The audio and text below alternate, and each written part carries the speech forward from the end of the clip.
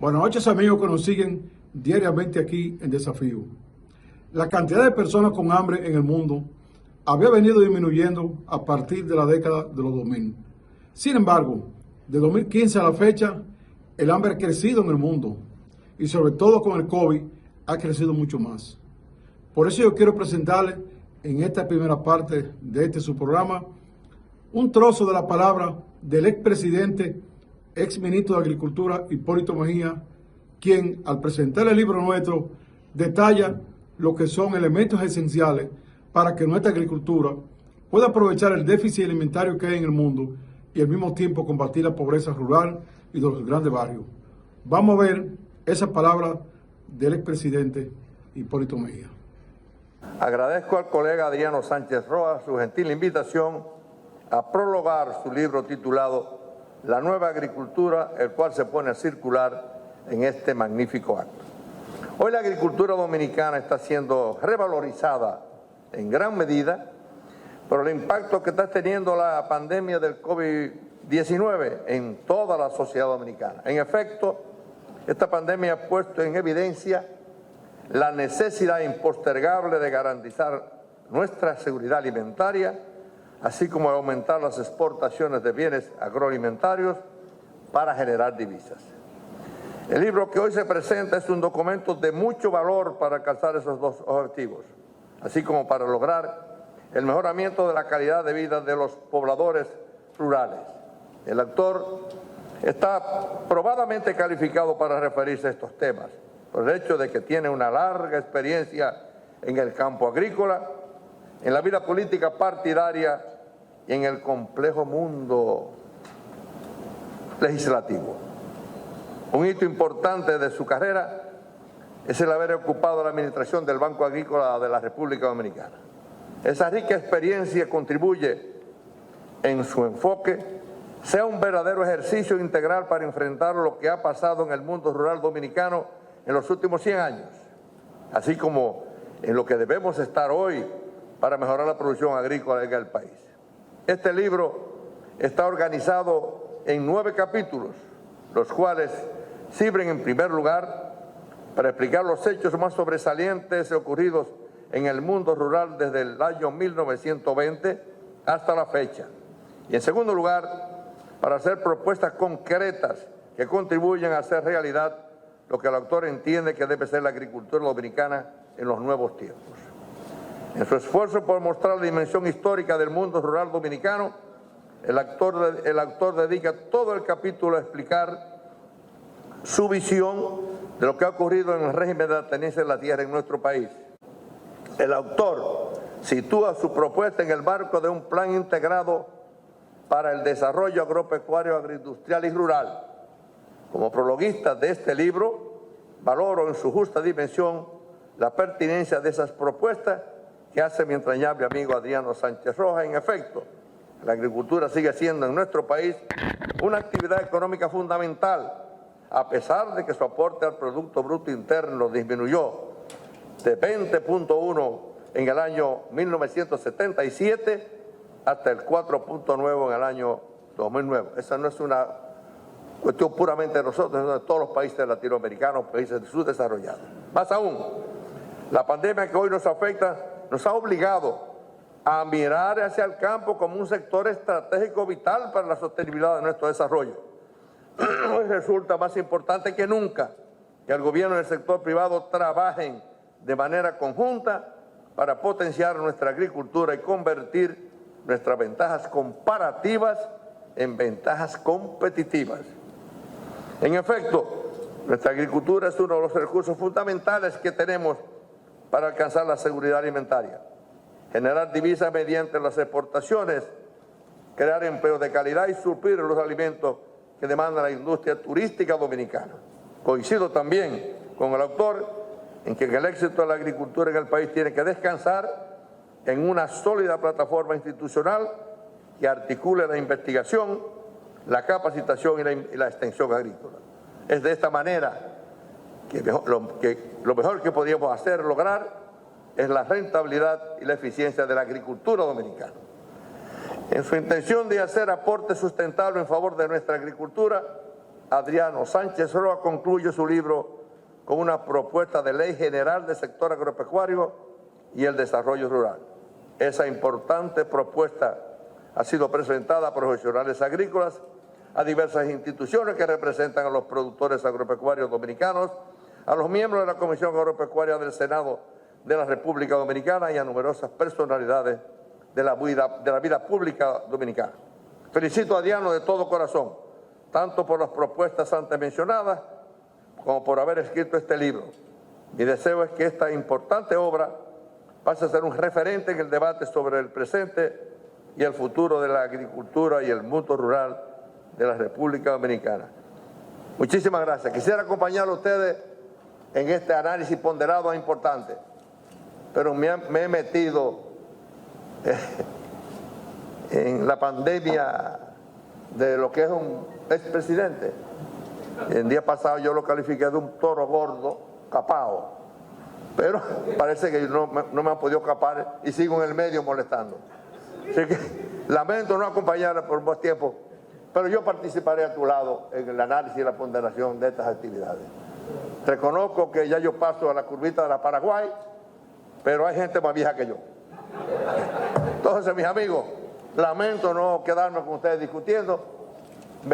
Celebro la presencia de la mayoría de mis colegas aquí, que siempre los respeté, los sigo respetando y se merece respeto y cariño. Mis afectos y cariño a todos y todas, incluyendo a ustedes aquí presentes. Vimos que el expresidente Hipólito Mejía, como buen ministro de Agricultura que fue, aboga, al igual que nosotros, por profundizar la investigación, la asistencia técnica, la mecanización, el almacenamiento y agroindustrialización de los productos y una buena comercialización. Es ahí la esencia, con buenos profesionales agropecuarios, técnicamente capacitados y también laboralmente bien tratados, podemos nosotros tener una agricultura mejor para exportar más, producir más para el mercado interno y que disminuya los precios a los consumidores al tiempo de aumentar las ganancias a los productores. Vamos a una pausa y en breve volvemos.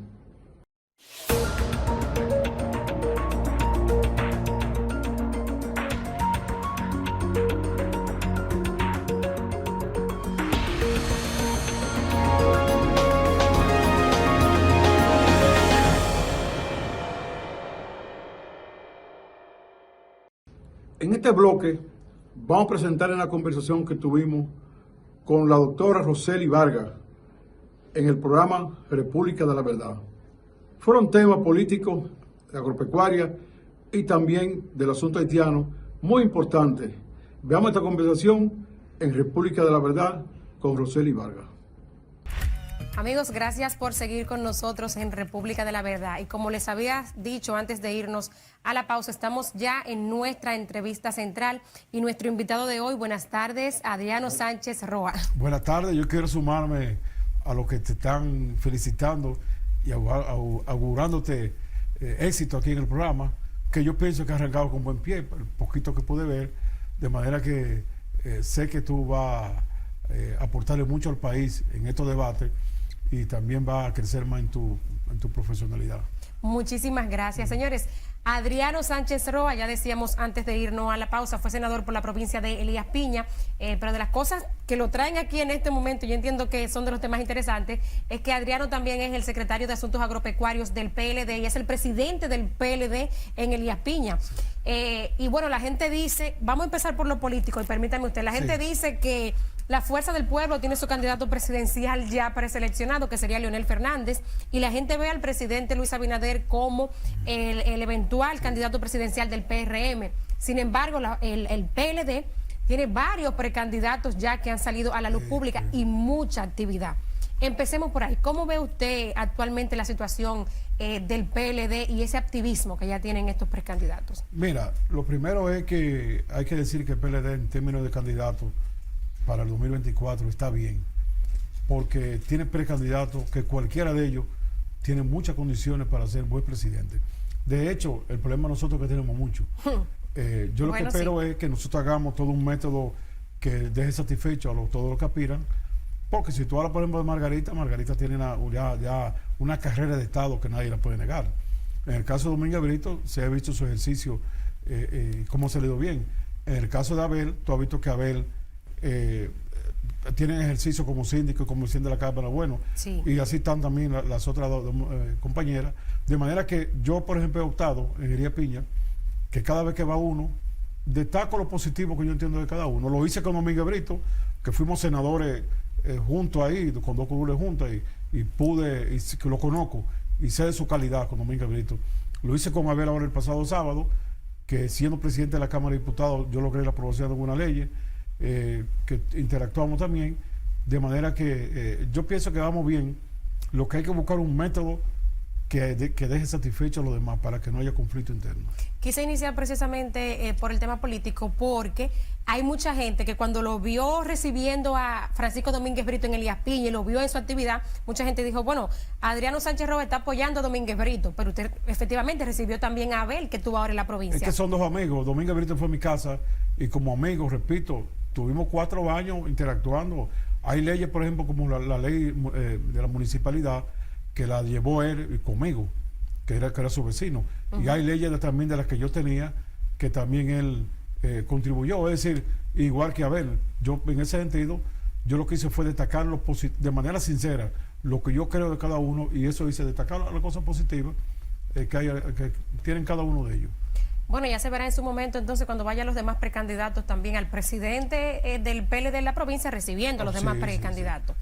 Y usted habla del método, que se debe elegir el método más conveniente para elegir al que sea el candidato presidencial del PLD. Pero la ley electoral dice ahí cuáles son los métodos que hay, o asamblea del partido, o primarias. ¿Usted qué cree que sea finalmente lo más conveniente, o por dónde se perfila la cosa? Mira, yo creo que el Congreso y el Poder Ejecutivo van a tener que trabajar en una ley nueva. Y de hecho, me parece que la Junta Central Electoral, que para asuntos electorales tienen legalidad para presentar por ahí, el proyecto entrado en eso. Porque las 2 leyes que hicimos nosotros, lo del partido político y agrupaciones políticas y del régimen electoral, fueron todas violadas. Y los aspectos esenciales de esas 2 leyes se perdieron. Una era el financiamiento, para que no tuviéramos dinero sucio, vamos a decir así, en la campaña. Eso hicieron lo que le da la gana. Pero hay regulaciones en la ley para el tema del financiamiento. No se aplicó. Había que crear un comité en la Junta del Comité de Lavado del país. Eso dice la ley, de manera que todo el dinero que gastara un candidato se supiera, incluso hasta haciendo investigaciones discretas. Por ejemplo, porque una cosa es lo que yo pongo un anuncio, hago un afiche, y el dinero que rueda discreto. Entonces había que tener gente discreta, de DNI, J2, todas esas cosas, chequeando. Nada de eso se hizo. Y se gastó todo el dinero que quiso. Entonces a veces gana un candidato por el dinero, no porque sea bueno. También que si una persona iba a una primaria en un partido, ya para esa elección no podía ser candidato. Y fueron candidatos muchísimos. Pero a ver, porque la ley plantea incluso un monto, no recuerdo exactamente cuál es, por la cantidad de votantes que hay en su demarcación. Correcto. Una provincia como Elías Piña eran como 3 millones de pesos. ¿Una senaduría? A una senaduría, una persona, y como tú dices, si la provincia es más grande, gasta. Pero eso más. Es irrisorio, porque uno sabe que, por ejemplo, yo que soy de Jaina, en San Cristóbal, uno tiene el dato de que una candidatura a senador puede costar 100 millones de pesos. No, es que San Cristóbal es una de las provincias más grandes, y Jaina también es un municipio grandísimo. Pero, o sea, muchos aspectos que se violaron. Entonces, hay que trabajar en una ley madura para eso. En el asunto de la primaria que hablamos, en una reunión del comité político reciente, se habló de hacer una primaria abierta para los precandidatos. Es decir, una primaria que el padrón entero pueda votar del país. Eso pueden votar los PLDistas, los PRMistas, los reformistas, los de la Fuerza del Pueblo. Pero después ha habido mucha información de dirigentes del comité político que quieren encuestas.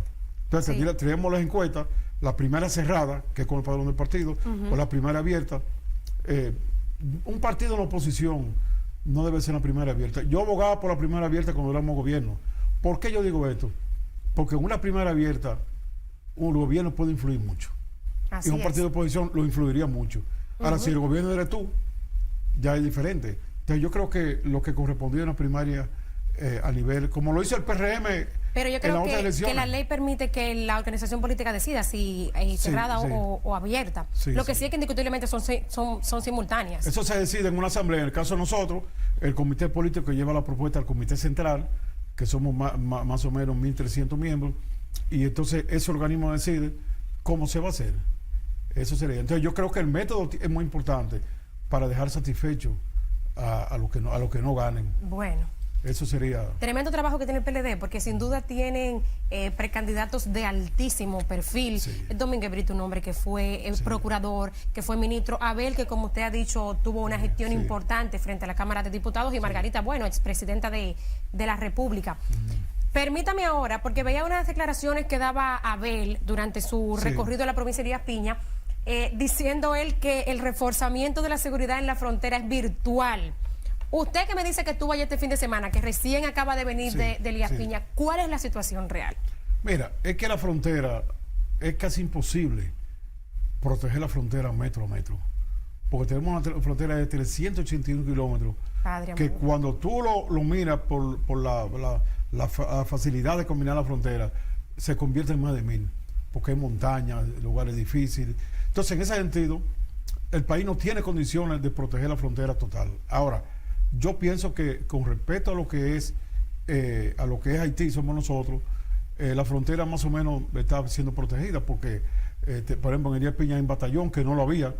Elías Piña era una fortaleza y yo mismo luché por eso y yo logré, puedo decirlo, con el ministro Paulino Sen, hace como en 2018 colocó un batallón te implica ya más de 400 guardias, antes habían 100 y pico. Hay un batallón en Dajabón, hay uno en Independencia. Es decir, que nosotros tenemos zonas importantes. Yo sí lo que pediría es que haya más patrulleo aéreo, porque el patrulleo aéreo es muy importante. Y en los dos extremos marítimos también. Pero más que todo también debe haber, que no sabemos si lo hacen, una labor de investigación, una labor para saber en qué están. Porque, por ejemplo, uno sabe que como país Haití no tiene condiciones de invadirnos nosotros. Ahora, pero estamos hablando de una invasión formal, como que Haití quisiera invadirnos, el Estado no, indiscutiblemente que no. Correcto. Pero ¿y qué hay de la delincuencia? Lo que eso pudiera significar para los pueblos fronterizos. Bueno, hay informaciones de que en lugares como Pedernales han llegado a penetrar secuestrados dominicanos por asuntos económicos. Eso como tú dices así. Pero yo lo que digo es que también, si con la fortaleza que tiene esa delincuencia, que fue creada, hay que decirlo, por gente poderosa de Haití. Esa delincuencia no salió de tiraje. Empresarios haitianos y algunos dominicanos buscando proteger sus bienes. Y el presidente que asesinaron también contribuyó buscando protegerse, porque la policía ya no seguía para nada. El mismo barbecue era parte de la protección del presidente. Sí, así es. Entonces, ¿qué pasa? Que lo alimentaron y se le fue de la mano. Las armas, la información es que hay que las armas fueron de Miami, de Israel, de Taiwán, de lugares vinculados a empresarios haitianos y dominicanos, porque hay una asociación de empresarios dominicanos y haitianas que trató de protegerse en Haití con la delincuencia. Pasa que la delincuencia le creció mucho.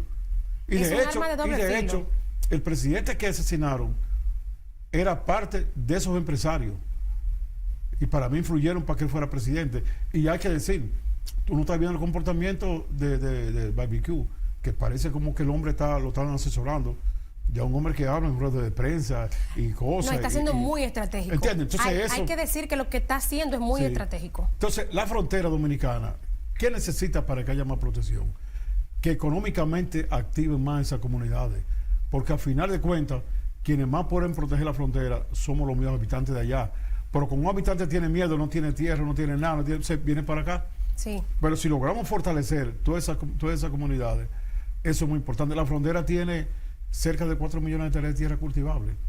La frontera tiene un potencial para el turismo en los dos extremos de mar. Sí. Nadie puede negar Pedernales ni a Montecristi, y en el medio de montaña. Nosotros mismos tenemos lugares en Elías Piña como Río Limpio, Los Calimetes. En estos momentos tiene que estar la temperatura en 7 u 8 grados en Los Calimetes. Eso es montaña, eso es la montaña. Ahí estábamos hablando nosotros de 2000 metros sobre el nivel del mar. O sea, estamos hablando de que la gente tendría turismo de playa, porque efectivamente Montecristi, ahí la gente tiene Hondo Valle. Pedernales también, bellísimo, que la frontera en todas sus provincias. El expresidente Danilo Medina, en una que fue a Hondo Valle, se mortificó porque lo veía que se estaba pelando. Cuando comunicó los proyectos agroforestales, dijo que para él, después de Constanza, Hondo Valle era la montaña más bonita. Cuando tú te montas así y el pueblo está en el valle, a hondo por un valle, y tú ves esa montaña así que rodean, es una cosa bellísima para un turismo de montaña. Entonces, yo pienso y le sugiero al presidente Luis Abinader de que de manera emergente, vamos a decir rápida, se comienzan a hacer proyectos que desarrollen económicamente, que eso le va a evitar invertir más dinero en la Fuerza Armada. Hábleme de cómo se siente el comercio. ¿Qué ha pasado con el mercado binacional ante toda esta situación de seguridad? Porque hay que ver si los comerciantes dominicanos quieren ir y se ponen un punto en el mercado ante esta situación. Mira, hay mucho conflicto porque de por sí siempre hay conflicto. Y ahora mismo que el mercado se deprime por momentos, por muchos motivos, se deprime por el miedo, secuestros a veces que se dan. El día pasado retuvieron unos camiones de aquel lado, que eso paró 2 días el comercio. Padre celestial. Es decir, hay temor, a veces, sobre todo de ellos a veces, esos grupos paran el mercado de aquel lado y si se para de aquel lado se paró. Entonces el mercado se ha deprimido en los últimos tiempos. Para mí, yo pienso que una de las cosas que más ha afectado a la República Dominicana y a la frontera ha sido que el mercado se ha deprimido, no se está vendiendo lo mismo. Ahora hay que decir que la venta informal en la frontera puede ser igual o mayor que la venta formal en la frontera en general. Pero continúa esa venta informal. Bueno, continúa porque de todas maneras las importaciones de Haití en general no están siendo normal con toda esa banda, porque mira el combustible. Yo pienso incluso que esta parte de aquí se le hace más importante a ellos porque por ese problema de la banda que están allá. A propósito de que menciona el tema del combustible, nosotros tenemos información, por ejemplo, de cómo en Dajabón había filas larguísimas de gente porque estaban racionalizando el combustible y que los haitianos cruzaban a comprarlo aquí en Dominicana para venderlo de aquel lado. En Elías Piña hay también esa situación de la compra. Oye, allá llegó un momento dado en que los dominicanos, los eliapienses, no podían comprar combustible porque se ponían, entonces, con su forma también agresiva, la bomba se llenaba de estos tipos y venían con galpones para allá y eso hacía que entonces subieran el combustible para aquel lado. Es decir, el combustible de las 3 bombas de Comendador, por ejemplo, hubo 2 que estuvo repleta y la otra también después se entró. Y eso fue, o sea, se llevaron todo el combustible que había. Yo pienso que el combustible en República Dominicana, en este mes y pico, tiene que haber crecido mucho. Claro, porque estamos vendiendo combustible para 2 países prácticamente. Sí. Y te voy a decir algo. Aunque muchas veces Estados Unidos quiere los bloqueos, a República Dominicana no le conviene el bloqueo. Cuando aquella vez Balaguer mandó los generales, Balaguer mandó, después del problema de Aristide, 4 generales, y las Naciones Unidas, que ve como bloquearlo, y Balaguer dijo, sí, bloqueenlo, pero le picó un ojo a los generales, dejen entrar combustible. Le quitan la visa después a Tommy Fernández Halcón, a Luna Paulino, que eran de los... Ahí en YouTube se pueden ver hablando en esa época. Ahora mismo también nosotros no podemos bloquearlo. Nosotros podemos tener controles, pero nosotros no podemos oficiar a Haití. Si tú oficias una comunidad que no tiene con qué comer, no tiene que hacer nada, ¿qué va a hacer? ¿Venir y romper la barrera para acá? Completamente. Sí. Adriano, yo creo que no podemos dejar de hablar del tema agropecuario. Y cuénteme primero el título yo te traje él vino con un libro en la mano. Este libro, yo he estado, o sea, yo tengo 43 años de agrónomo. Vaya. Y he tenido mucho, estoy produciendo, pero este es un compendio hecho de manera equilibrada. Ahí no hay ni politiquería, ni partido. Bueno, de hecho, el prólogo se lo hizo el expresidente Hipólito Mejía, que es del PRM. Es decir, que estamos uniendo fuerzas diferentes. ¿Cuál es el título del Entonces, el título es La Nueva Agricultura. ¿Por qué la nueva agricultura? Te traje ese libro. Muchísimas la nueva agricultura gracias. Vamos aquí a hacer un close-up para que la gente lo vea. Sí. Cuénteme de la nueva agricultura. Espero que ese mamey te dé más suerte todavía. Está. Tú sabes que ese libro de La Nueva Agricultura significa que de 2015 para acá, en el mundo ha venido creciendo el hambre. Con el COVID creció más el hambre. Hay problemas de producción en el mundo. Sin embargo, República Dominicana tiene la virtud de un potencial grande agropecuario. Aquí mismo se acaba de hacer un precenso y tenemos 18 millones de tareas cultivables, de las cuales hay como 8 y pico que están subutilizadas o no utilizadas. Entonces, mi planteamiento es que la sociedad dominicana, encabezada por el gobierno, los empresarios, todos nosotros, podamos, mediante los métodos de investigación, pues Estados Unidos produce 14 quintales de maíz por tarea. Vaya. Aquí 2 y pico. Entonces hay que buscar investigación para poder competir. Claro. Que podamos nosotros mejorar la agroindustria. Por ejemplo, Estados Unidos, digo Estados Unidos porque es el mayor comprador del mundo, tenemos el comercio. Estados Unidos va a duplicar la compra de productos orgánicos, muy importante. Y nosotros tenemos aquí mucha tierra, frutos para el orgánico. Nosotros tenemos ahora mismo que, con esfuerzos que se han hecho, mancomunados, la sociedad en general, para no decir que incluso en la misma época del PLD creció, por ejemplo, el tabaco. nos lo fuimos a Cuba. Tabaco se está exportando ya más de 1.000 millones. Se está vendiendo más en tabaco que para Haití. Actualmente. Sí, Vaya. más de 1.000 millones. Pero en aguacate éramos el cuarto productor del mundo y somos el segundo después de México. Wow. El cacao orgánico, que aunque no es en grandes cantidades, el orgánico, somos el de mejor, el que estamos en el número 1 en calidad del mundo. Entonces, nosotros podemos colocar 15 o 20 productos ya de primera en el mundo. Yo diría que el gobierno ha intentado hacer reforma fiscal. El gobierno está tomando préstamos que van agrandando la balanza, el compromiso nacional. Si el presidente se dedica y le dedica recursos, técnicas, e integra a todos los agrónomos del país, no importa. Fuera un esfuerzo interesante y considerando que el gobierno primero va a bajar las importaciones y segundo va a conseguir dinero que no va a ser necesario ni hacer reforma y quizá bajar a todos los préstamos. Es decir, que yo exhorto a que le pongamos más atención a la agropecuaria que tiene ahí. Por ejemplo, yo tengo aquí, a propósito, y una primicia de parte de nosotros. Ah, caramba, vamos a ver. Los precios de los alimentos subieron mucho. Mire, usted se me fue rápido del tema. Yo iba para allá, pero mire, déjeme finalizar diciendo que indiscutiblemente yo creo que el gobierno tiene una oportunidad interesante, porque bien hablaba usted del expresidente Hipólito Mejía, agrónomo, un conocedor del área, y bueno, que es del partido de gobierno. Yo creo que el presidente tiene una oportunidad interesante. Y vamos a ver los precios, señores, porque ciertamente estamos en un momento en que se consume mucho. Diciembre y las fiestas navideñas es un momento en que la gente sale a comprar muchos rubros agrícolas. Mira, ahora mismo yo asistí a un día de campo que se hizo en Peralta de Azua, que lo hizo Agricultura, con el director de Agricultura, y yo asistí con varios dirigentes del PLD, agrónomos, técnicos. ¿Y qué hicimos nosotros? Ir a ver la tecnología y discutir tecnología. Todos los agrónomos del PLD, excepto los que somos dirigentes, están los que no están cancelados, están en diferentes instituciones dispuestos a trabajar, porque por el país hay que trabajar. Mira, los precios subieron mucho en los primeros meses que llegó el nuevo gobierno.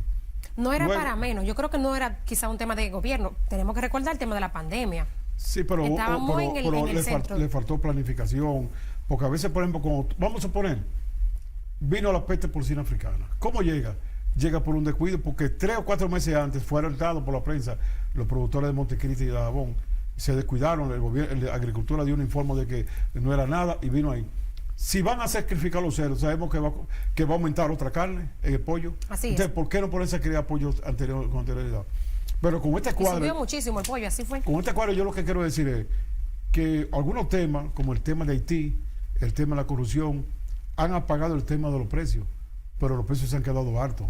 Vamos Por a ejemplo, ver. el promedio de la canasta alimenticia a nivel de, ya en general, está ahora mismo en un 30% por encima de cuando llegó el gobierno. Bajó un poco, estaba en 38%, pero bajó y se quedó alto, debió bajar lo que estaba antes. Estamos Por ejemplo, hablando de cuánto en pesos. Usted dice que ha subido un 30%. ¿Eso se traduciría en cuánto? Eso está ahora mismo en alrededor de 36,000 por ahí. Wow, 36,000 Que pesos. imagínate una gente que el salario mejor de los trabajadores está en 15,000. ¿Cómo va? Entonces, ¿qué ha provocado eso también? Que se consume menos. El que compraba 2 libras de arroz, compra una y media. Entonces, los productos se pueden ver que hay mucho. No hay mucho porque se produjo más. Se habla de 13 millones de quintales de arroz para el año. Pero el penúltimo año de Danilo fue en 13,800,000.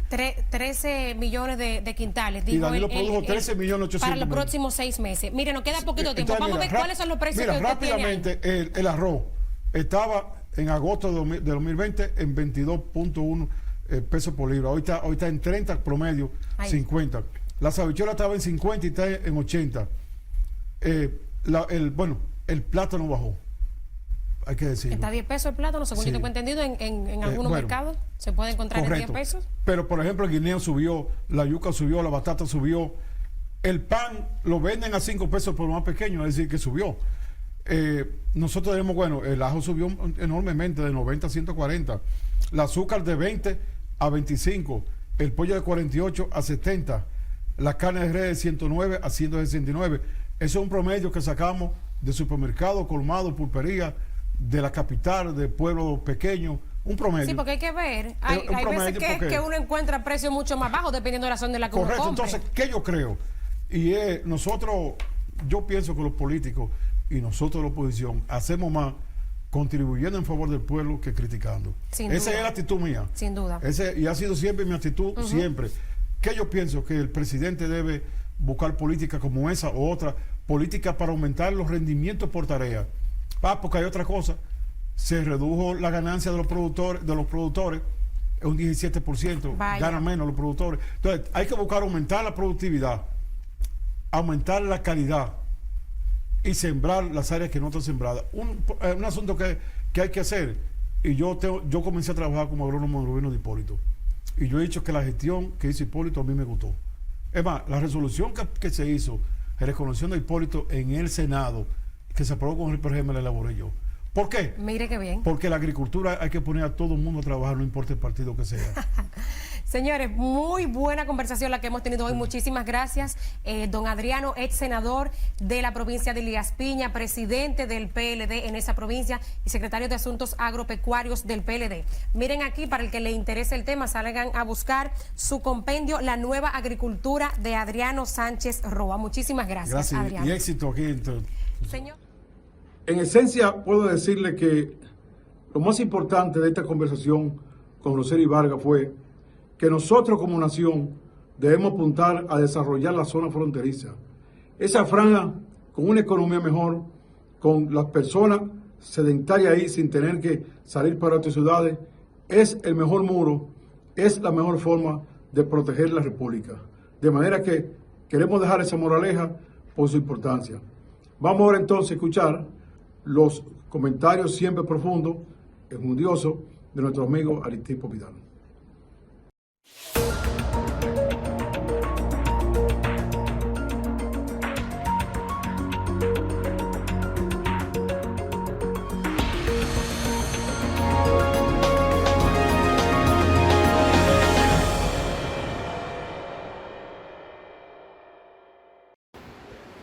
Buenas noches, dominicanas y dominicanos.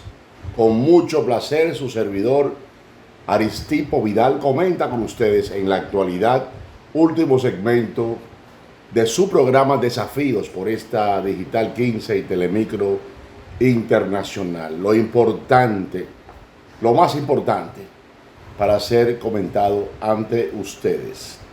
Comenzamos con el COVID-19. Insistimos en esto porque casi 9.000 dominicanos, en lo que lleva la pandemia, un año y pico, de marzo del 2020 para acá, han perdido la vida a causa de esta pandemia. Entonces, nuestras recomendaciones son, en primer lugar, vacúnese, que vacunándose usted se evita que el COVID lo mate. No significa que no se haya muerto nadie porque le dio el COVID y tenía vacuna. Sí, ha habido uno que otro casos, pero siempre con una morbilidad adicional, que era diabético, que era hipertenso muy agudo, o que era asmático, o tenía enfermedades respiratorias, en fin, este tipo de cosas. Si no, el que está vacunado no le pasa nada. Y los síntomas son mucho más leves. Póngase mañana mismo, a primera hora, su primera dosis. Todavía faltan, amigas y amigos, un montón de gente que no se ha vacunado. Por lo menos para poder lograr el nivel de vacunación que permita llegar a la inmunidad de rebaño, quiere decir una inmunidad de gran mayoría. Vacúnese. Su segunda dosis cuando le diga la tarjeta que le dan en el centro de vacunación. Y la tercera dosis si usted opta por ponérsela, que al fin y al cabo no le hace daño y le refuerza su vacunación. En segundo lugar, use siempre la mascarilla tapando boca y nariz. Boca y nariz. No deje la nariz afuera, ni se ponga tampoco la mascarilla aquí debajo de la barbilla. No, mascarilla. En tercer lugar, manténgase alejado 2 metros de la otra persona. Evite contagio y evite contagiar en caso de que sea usted quien lo tenga. Y por último, mantenga siempre la higiene de sus manos. Amigas y amigos, diciembre es el mes de las fiestas, navideñas.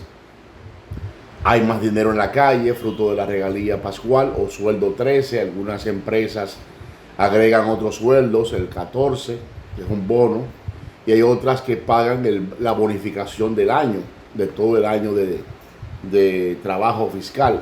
Entonces, cuide su dinerito, no lo exponga ante la delincuencia, que la delincuencia está ahí. No es verdad, como dicen las autoridades, de que la delincuencia fue eliminada. Está ahí y usted lo ve a diario en los medios de comunicación, lo ve a diario en las redes sociales, lo ve a diario. A veces hasta lamentablemente como protagonista usted mismo de ser víctima de un atraco. Están ahí. Y también sea prudente en estas navidades con el consumo de alcohol en exceso o la ingesta de comida también en exceso. Cuide su salud. Amigas y amigos, esta noche habla el presidente de la República, el licenciado Luis Abinader. No sabemos de qué hablará, no lo han dicho. Simplemente que él hablará esta noche a las 9. Este programa se pasa antes de esa hora, de manera pues que esperemos mañana comentar frente a ustedes lo que dijo o lo que dirá esta noche el presidente Luis Abinader. También él está participando en la cumbre que convocó el presidente de Estados Unidos, Joe Biden, que es virtual, no es presencial, es por la vía de Zoom o por la vía de la computadora, y él todavía no ha tenido una participación en el orden de dirigirse con su pensamiento sobre el tema. La cumbre es sobre la democracia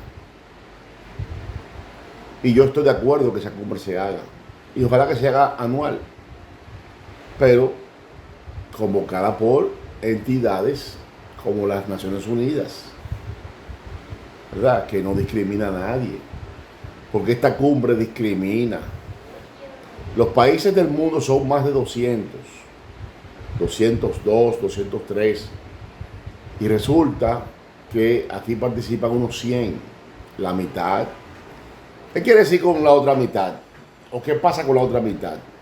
Que son dictaduras, según el presidente de Estados Unidos. Pero eso es verdad, ese es su criterio. En consecuencia, una cumbre democrática tiene que ver con el mundo entero. Y allí entonces, los que quieran podrían opinar sobre lo que puede pasar en uno u otro país en un ambiente de respeto mutuo, colectivo. Ningún país sobre la tierra tiene derecho a tomar la decisión de cuál es y cuál no es democrático. Vamos a ver los resultados de esta cumbre exclusiva, quiere decir con exclusiones, con muchas exclusiones, porque donde hay prácticamente 200 estados solo participan 100. Esa es la mitad. Esa es la mitad. Entonces eso ya comenzó mal la palabra democracia, porque democracia es una palabra griega o de origen griego que tiene que ver con el poder del pueblo y otras cosas más, como el respeto a los derechos de cada uno, a los derechos de cada quien. Amigas y amigos, en otro orden, la señora perseguidora o persecutora de la oposición en materia de acusaciones de corrupción se queja de que hay una campaña en su contra y en contra de los demás elementos que participan conjunto con ella de este asunto, de esta aventura, porque es una verdadera aventura lo que están haciendo los perseguidores del PLD, en particular el PLD y solo al PLD. O sea, aquí no ha habido gobiernos de Hipólito Mejía, no ha habido gobiernos de Leonel Fernández, solamente los 8 años de gobierno del presidente Danilo Medina. Entonces la persecución es selectiva, porque además tampoco usted ha visto, yo no he visto, nadie ha visto persecución contra los funcionarios que llevan 16 destituidos por el actual gobierno. Solo el de la lotería, cuyo fraude se le acusa del famoso bolo que le pasó, entre comillas, el no vidente a la presentadora. Ella tenía el bolo en la mano, el que iban a cantar. Y el no vidente hizo el aguaje de que le pasó un bolo. Le pasó la mano, simplemente. Fue muy burdo, fue muy grosero ese acto grabado, que lo vio todo el mundo y no hubo más remedio que someter al entonces administrador de la Lotería Nacional. Solamente porque el otro caso de un funcionario preso, no fue aquí que se decidió eso. Eso no se decidió aquí. Eso se decidió en Estados Unidos por parte de la famosa DEA, que es la Administración de las Drogas en los Estados Unidos y que tiene incidencia en todos estos países como el nuestro, que se les acusa o se les atribuye la producción, caso de Bolivia, de Colombia, de Perú y otros países de Sudamérica, como el tráfico, que aquí se entiende que somos un país que sirve de enlace o de vía para el transporte hacia los Estados Unidos. Luego de ahí, los otros 14 funcionarios destituidos se les está investigando. Hay algunos que no han sido destituidos. Y todos sabemos que en este caso me refiero al ministro de la presidencia, que no tengo nada contra él. Ojalá que el que le lleve el cuento del comentario que estamos haciendo se lo lleve completo, le lleve el video. No tengo nada contra él. Pero lo justo es que se le investigue por el caso de la prisión o cárcel nueva que sustituye a La Victoria, porque hay un preso por eso, el ex procurador Jean Alain Rodríguez, a quien se le acusa de sobrevaluar esta construcción y hacerlo mal con un chorro de bichos de construcción. Hoy entonces, la empresa que hizo eso no será investigada. Entonces, no, señora perseguidora, persecutora del PLD, no hay una campaña contra usted ni contra nadie. Hay voces clarísimas, muy claras, como este programa de Desafíos, que lo que están haciendo es denunciar esa actitud de persecución exclusiva, selectiva de los exfuncionarios que acompañaron al expresidente Danilo Medina durante sus 8 años de gobierno. Usted y los que le acompañan en ese Ministerio Público Independiente fueron designados por decreto presidencial específicamente para eso, para jugar ese papel que usted tristemente está jugando junto con los otros que le hacen el coro en el Ministerio Público llamado Independiente. Anoche, amigas y amigos, nos referimos al tema de los consulados, en particular en Haití, pero podemos hablar de todos los consulados. Este servidor le tocó la oportunidad de ser cónsul del país en una pequeña isla caribeña, se llama San Martín o San Martín. Si fuera en inglés, ellos hablan inglés en su gran mayoría, o en una gran parte. Donde está el consulado se habla inglés. Es la parte holandesa, increíble. Esa pequeñísima isla, chiquititita, tiene 2 partes diferenciadas. Una parte holandesa, donde está el consulado, repito, y otra parte que depende de Francia. Pero bueno, amén. ¿Qué es lo que queremos decir y aportar en este comentario? En el caso de los consulados en sentido general, lo correcto debería ser que haya una dotación por parte del Estado dominicano y que incluya cuál va a ser el salario del cónsul.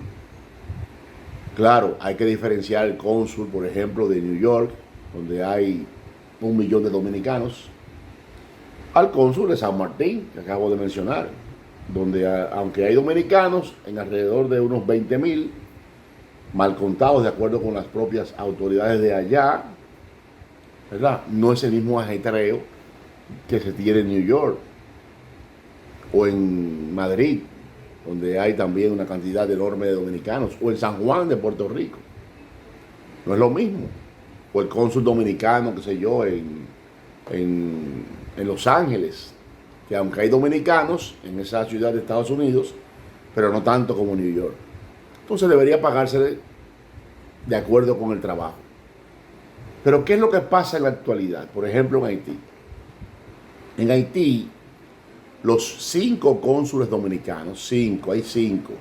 Uno en Puerto Príncipe, la capital, otro en Cabo Haitiano, otro en Juana Méndez, cerca de Dajabón, del lado de Haití, por supuesto, otro por Elías Piña, eso ahí se llama Belader, y otro por Pedernales, que se llama Anzapitre. Venden las visas, las negocian. Y a veces, como el caso del que ahora fue destituido, las negocian extrañamente, porque de acuerdo con lo que establece la Cancillería, el Ministerio de Relaciones Exteriores, tienen un precio en todas partes. Pues en Haití a veces se pasan de contentos y las venden por encima de ese precio. Y eso está totalmente incorrecto. Nosotros nos estamos quejando de la cantidad de haitianos, de ciudadanos haitianos que hay en el país de manera indocumentada. No nos quejamos de eso. Que algunos dicen 1 millón, otros dicen 1,5 millones, y hay quien diga 2 millones de haitianos indocumentados en República Dominicana. Y el lío con las parturientas. Entonces, ¿por qué autorizamos a estos cónsules dominicanos en Haití a bañarse de dinero? A bañarse de dinero. Si duran 1 año, 2, 3 y hasta los 4 años de un gobierno, siendo cónsules, por ejemplo, en Puerto Príncipe. ¿Por qué los autorizamos a vender las visas? No debe ser así. Lo correcto es que el gobierno, conjuntamente con el sector privado, establezcan cuántos haitianos necesitamos en el país para el trabajo que no quieren hacer los dominicanos. Y a partir de ahí, entonces, fijar cuántas visas vamos a dar y a quiénes, qué tipo de trabajadores. Eso es lo correcto, y no permitir que los cónsules en Haití se bañen de cuartos a costilla del malestar de toda la República Dominicana. Amigas y amigos, mañana viernes comentaremos el discurso o la locución del presidente Luis Abinader, y como viernes estaremos un poquito más relajados. Así pues que hasta mañana, si Dios quiere, dominicanos.